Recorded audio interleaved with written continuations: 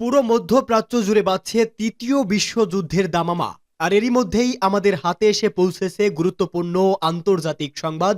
শুরুতেই জানিয়ে দিব এই সংবাদগুলোর শিরোনাম, এরপরেই থাকবে বিস্তারিত। ইসরায়েলের সমর্থনদের ইরানের হুঁশিয়ারি, তেহরান তেল আবিব উত্তেজনায় আপনারা জড়িত হবেন না। এরপরে জানাবো আবারও বিপর্যয়ের মুখে ইসরায়েল, দক্ষিণ লেবানন থেকে হেলিকপ্টারে করে সরানো হলো হতাহত সেনাদের লাশ। পরেই জানাবো গোপন স্থানে অস্থায়ীভাবে সমাহিত হিজবুল্লাহর প্রধান হাসান নাসরুল্লাহ। জানিয়ে দিব লেবাননের সমর্থনে সামরিক বিমান পাঠালো রাশিয়া। এবং সর্বশেষ জানিয়ে দিব হুতি ও ইসরায়েল পাল্টাপাল্টিতে উত্তপ্ত লোহিত সাগর। এতক্ষণ শুনছিলেন সংবাদ শিরোনাম, এবারে বিস্তারিত। ইসরায়েলের সমর্থকদের ইরানের হুঁশিয়ারি, তেহরান তেল আবিব উত্তেজনায় আপনারা জড়িত হবেন না। ইহুদিবাদী ইসরায়েলের সমর্থক ও মিত্রদের হুঁশিয়ারি করে ইসলামী প্রজাতন্ত্র ইরান বলেছে, তেহরান এবং তেল আবিবের মধ্যে চলমান উত্তেজনায় আপনারা কেউ জড়িত হওয়ার চেষ্টা করবেন না। এই সংঘাত থেকে সবাই দূরে থাকুন। জাতিসংঘে নিযুক্ত ইরানের স্থায়ী প্রতিনিধি আমির সৈয়দ ইরাভানি গতকাল এই হুঁশিয়ারি উচ্চারণ করেন। তিনি ইসরায়েলের পশ্চিমা এবং আঞ্চলিক মিত্রদের প্রতি মূলত এই হুঁশিয়ারি বার্তা দিয়েছে। আমেরিকায় কয়েকটি গণমাধ্যমের এক প্রশ্নের জবাবে ইরাভানি বলেন, আগ্রাসীদের জন্যই শুধুমাত্র আমাদের জবাব। যদি কোনো দেশ আগ্রাসীদেরকে সাহায্য করে তাহলে সেই দেশকে এই অপরাধ যজ্ঞের অংশীদার বলে গণ্য করা হবে এবং তারাও আমাদের লক্ষ্যবস্তুতে পরিণত হবে।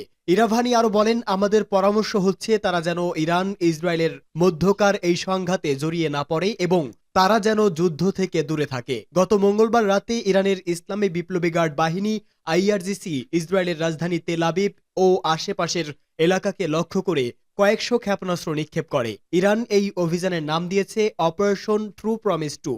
দক্ষিণ লেবানন থেকে হেলিকপ্টারে করে সরানো হলো হতাহত সেনাদের লাশ। লেবাননে ইসলামী প্রতিরোধ আন্দোলন হিজবুল্লাহর যোদ্ধাদের প্রতিরোধের মুখে নতুন করে বিপর্যয়ের মুখে পড়েছে ইসরায়েলের দখলদার সেনারা। গতকাল ইসরায়েলের গোলান সামরিক ব্রিগেডকে লক্ষ্য করে হিজবুল্লাহর যোদ্ধারা বড় রকমের হামলা চালায় এবং সেখানে বহু সেনা হতাহত হয়েছে। এসব সেনাকে হেলিকপ্টারে করে সরিয়ে নেয় ইসরায়েল। গতকাল ইহুদিবাদী গণমাধ্যমের খবরে বলা হয়েছে, দক্ষিণ লেবাননের মারুন আল রাশের কাছে হিজবুল্লাহ প্রতিরোধ যোদ্ধারা ইসরায়েলি সৈন্যদের একটি দলের বিরুদ্ধে শক্তিশালী বিস্ফোরক ডিভাইসের বিস্ফোরণ ঘটায়। এতে ব্যাপক ক্ষয়ক্ষতির মুখে পড়বে বর্বর সেনারা। এরপর হতাহত সেনাদের উদ্ধারে হেলিকপ্টারগুলোকে ওই এলাকায় পাঠানো হয়। লেবাননের একটি নিরাপত্তা সূত্র জানিয়েছে, দক্ষিণ লেবাননে মোতায়েন গোলানি ব্রিগেডের কমান্ডারদের বিরুদ্ধে তৃতীয় দফা বিস্ফোরক ডিভাইসের বিস্ফোরণ ঘটানো হয়। সূত্র জানায়, গোলানি ইউনিটকে ঘিরে উল্লেখযোগ্য এই ঘটনাটি স্থানীয় সময় দুপুরের দিকে ঘটে। হিজবুল্লাহর এক বিবৃতিতে বলেছে, দক্ষিণ লেবাননে দখলদার সেনারা আক্রমণ শুরু করার পর থেকে এ পর্যন্ত অন্তত 17 জন ইসরায়েলি সেনা নিহত হয়েছে।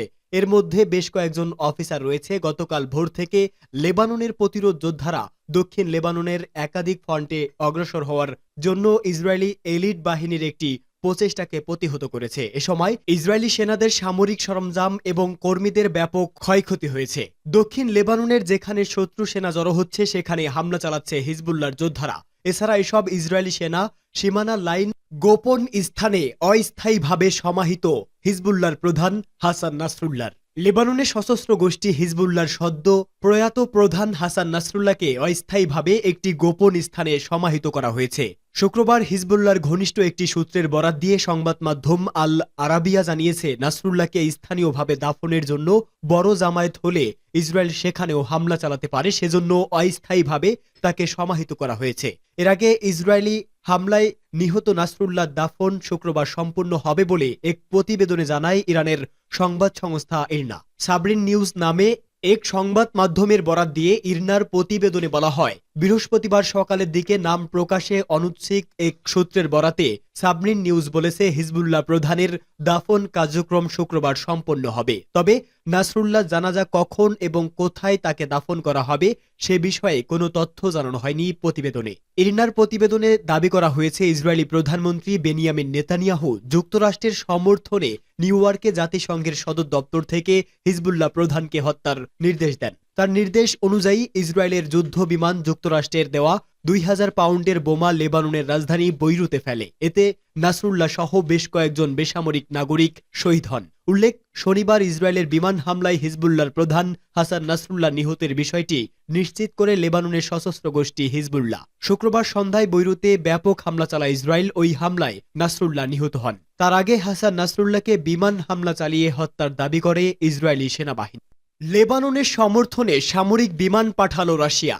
ইসরায়েলি হামলায় বিপর্যস্ত লেবাননের পাশে দাঁড়িয়েছে শক্তিশালী দেশ রাশিয়া। ইতিমধ্যে বাস্তুচ্যুত হাজার হাজার লেবাননবাসীর জন্য তারা মানবিক সহায়তা পাঠিয়েছে।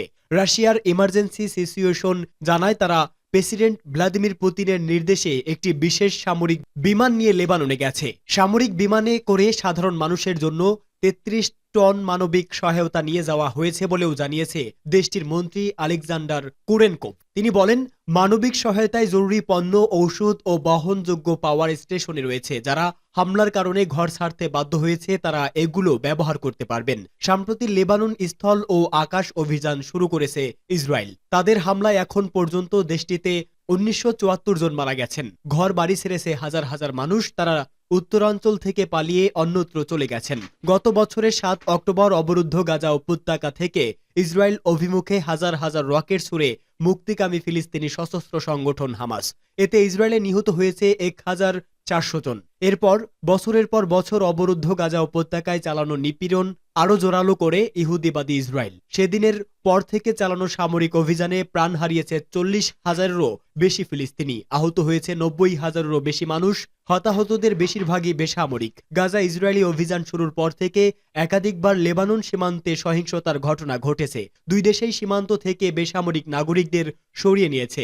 লেবাননের উত্তরাঞ্চলীয় সীমান্তের নিয়ন্ত্রণ হিজবুল্লাহর কাছে। ইসরায়েলের সঙ্গে সংঘাতে এখন পর্যন্ত শতাধিক যোদ্ধা নিহত হয়েছেন। তবে এখন সীমান্তবর্তী এলাকা ছাপিয়ে এবার পরস্পরের সীমান্ত থেকে মূল ভূখণ্ডের বেশ ভেতরে হামলা চালানো শুরু করেছে দুই দেশ। এতে করে ক্রমেই বেড়ে চলছে নিহতের সংখ্যা। সর্বশেষ গত শুক্রবার বৈরুতে এক হামলায় হাসান নাসরুল্লাহকে হত্যা করা হয়েছে। হুতি ও ইসরায়েল পাল্টাপাল্টিতে উত্তপ্ত লোহিত সাগর। পাল্টাপাল্টি হামলার ঘটনায় উত্তপ্ত হয়ে উঠেছে লোহিত সাগর।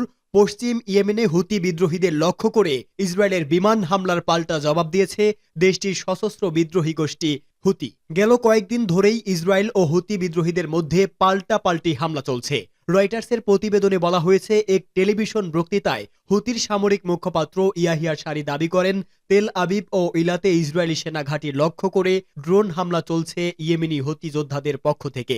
তাৎক্ষণিকভাবে এই হামলায় ক্ষয়ক্ষতি বা হতাহতের খবর পাওয়া যায়নি। হুতি যোদ্ধাদের এক বিবৃতিতে বলা হয়েছে, তাদের মানববিহীন বিমান বাহিনী তেল আবিবে জাফা এলাকায় ইসরায়েলি সেনাবাহিনীর একটি সামরিক লক্ষ্যবস্তুতে আঘাত করেছে। 4টি ড্রোন ইলাদ শহরের সামরিক লক্ষ্যবস্তুতে আঘাত করেছে। এছাড়া তেল আবিবে বিস্ফোরণের শব্দ শোনা গেছে। এই হামলার আগে সোমবার এক বিবৃতিতে হুতির সামরিক শাখার মুখপাত্র ব্রিগেডিয়ার জেনারেল ইয়াহিয়া সারি এক বিবৃতিতে বলেছেন, মার্কিন ড্রোনটি সাদা প্রদেশের উপর দিয়ে উড়ে যাওয়ার সময় তাদের বিমান প্রতিরক্ষা ব্যবস্থা সেটিকে বাধা দেয়। সেটিকে গুলি করে ভূপাতিত করা হয়েছে। ইয়েমেনে প্রায় $3 কোটি মূল্যের মার্কিন MQ-9 রিপার ড্রোন ভূপাতিত হওয়ার সর্বশেষ ঘটনা এটি। সশস্ত্র গোষ্ঠীটি বলেছে, পশ্চিম ইয়েমেনে গত রোববার যুক্তরাষ্ট্রের সমর্থনে ইসরায়েলি বিমান হামলার জবাব দিয়েছে তারা। আল হুদাইদা প্রদেশে বেসামরিক স্থাপনায় 17টি হামলা চালিয়েছে ইসরায়েল।